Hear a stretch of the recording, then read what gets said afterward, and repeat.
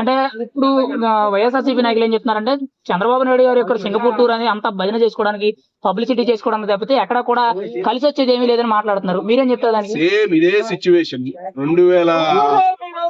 2001-2002లో చంద్రబాబు నాయుడు గారు అమెరికా వెళ్తే బుష్ గురించి ఇలాగే సేమ్ వైఎస్ గారు ఎట్లాగే అన్నాడు.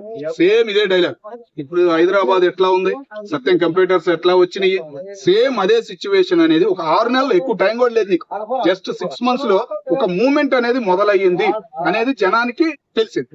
అంటే ఇప్పుడు వైఎస్ఆర్సీపీ నాయకులు ఎగ్జాంపుల్ ఏం చెప్తున్నారంటే లాస్ట్ ఇయర్ దావోస్ పర్యటన వెళ్ళినప్పుడు పెట్టుబడుల ఆకర్షణ కోసం అక్కడ ఎటువంటి ఒప్పందాలు ఎంఓయూలు జరగలేదు కాబట్టి ఈసారి కూడా ఏముండవు, కేవలం పబ్లిసిటీ టూర్లు ఎంజాయ్ చేయడానికి వరకే అని చెప్పి విమర్శిస్తున్నారు. దానికి మీ స్పందన ఏంటి? దావోస్ వేరు, సింగపూర్ వేరు.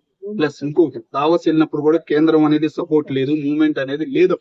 ఇప్పుడు అనేది సిచ్యువేషన్ భారతదేశం మొత్తం ఎటు చూస్తుందంటే ఫస్ట్ ప్లేస్ అమరావతి, వైజాగ్.